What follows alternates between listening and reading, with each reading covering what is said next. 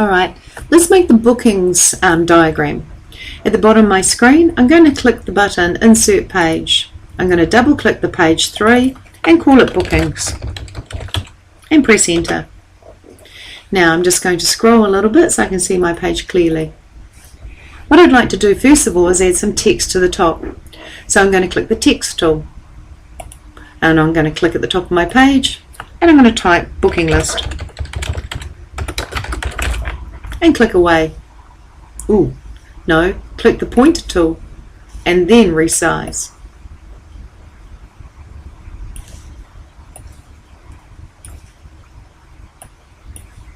And change the font to Arial and 18. Alright, so that's the text done at the top. What I'd now like to do is add a decision. So I'll drag the decision shape out of the stencil and put it on my page. I'll resize it and then I'll add the text.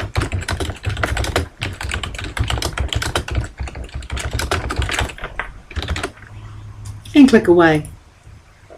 Now I need another 3 of these, so I'll click on this and press Ctrl D 3 times. I'll move this one over here, this one over here, and this one over here, approximately. I'll click on this one and press the function key F2 and add the text.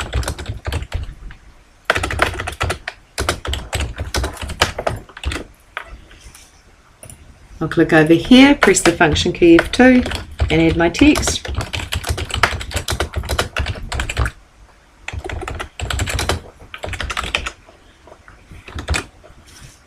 And this one here, F2, and again add my text. Alright, so those are my decision boxes. Now I need a process box, so I'm going to drag the process shape out of the stencil and put it approximately on my page and stretch it.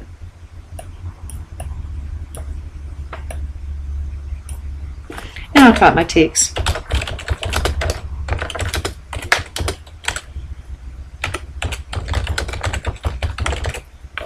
And click away.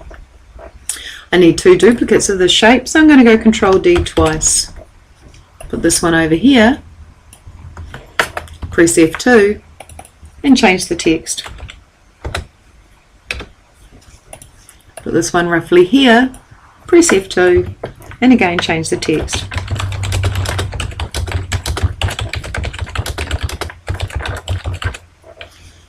Alright, now what I want to do is line these, or move these actually, so I'll hold the shift key and pick up all 3. I'm just going to hit my down, press my down arrow and just move them sort of towards the bottom, just roughly. Then I'm going to press the key F8 and just make sure that they're aligned. Perfect. I now want to move this one down just a smidgen, and I want to make sure that these 2 are also moved down a little. And I'm going to press the key F8 and just make sure that they're aligned. Alright, I'm also going to click these 2 and make sure by pressing F8 that they're aligned through the center.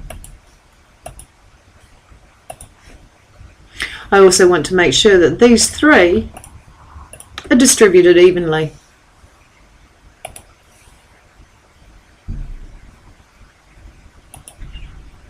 Which means I actually have to align this again.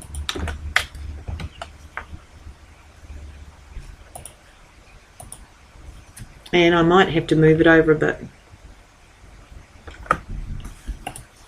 Okay, now I want to create my connectors. So I click my connector tool and I'm going from this connection point to this connection point, and from each connection point to each connection point.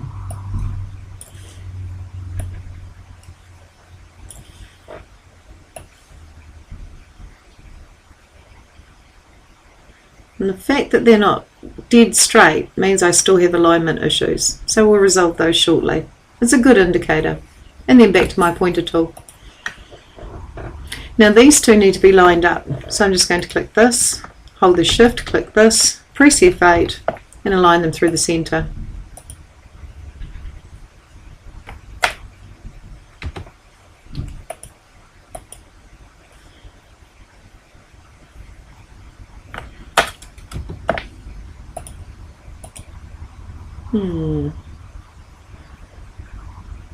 Something tells me it's not right. I'm just going to delete this line, line those up again, and then create the connector again. So I guess I'm keeping this real, and that's better. Okay. Now what I need is a line between these two, and a line without an arrowhead. So I'm still going to use my connector, so I've got an intelligent connecting and glue point, so I'm going from this connector to this connector, but I want to remove the arrowhead. So I'll go to my pointer tool, and then I'll go to my line button, and I'll go to arrows, and I'll basically choose an arrow that doesn't have an arrowhead, which is effectively a line. And that's how you can do that. Now I need to create an arrow pointing down to this particular shape here. And to do this, I'm actually going to increase my magnification, because this is a little trick that just makes it a little bit easier if you can see more. Okay. I'll grab the connector tool, and I'll go from this connection point, and I'll go up. And I really need to get it as straight as I can, and hitting that line just where I want it, which is exactly there. So increase your magnification when you're dealing with fine things like this. Now the thing is also, in the same way as we removed the arrowheads off that line, I need to switch the arrowhead so it's pointing at the bottom here, not at the top. So I'm going back to my pointer tool, back to my line button, back to my arrows, and I've got this arrow at the moment where really I need the arrow on the other end, so I'm going to choose this arrow. And that gives me that arrow there. And then I can hit my minus and zoom back down. So this arrow, this is a connector, we used a connector here, but we actually went into the line button and we chose an arrow that didn't have arrowheads. And when it came to this one, I felt that dragging from the shape to the line was the best point, because this line is what they call an open shape and it doesn't have a connection point. And this is a closed shape which does. So I went from here up to here.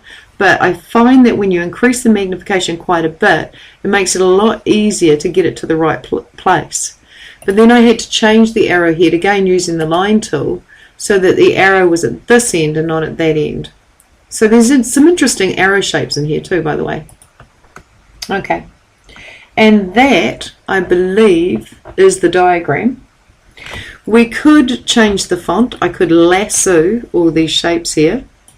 And that's why I always leave the font tool last. And I'll choose Arial, and I might just grow it 1 point. Yeah, and that's fine.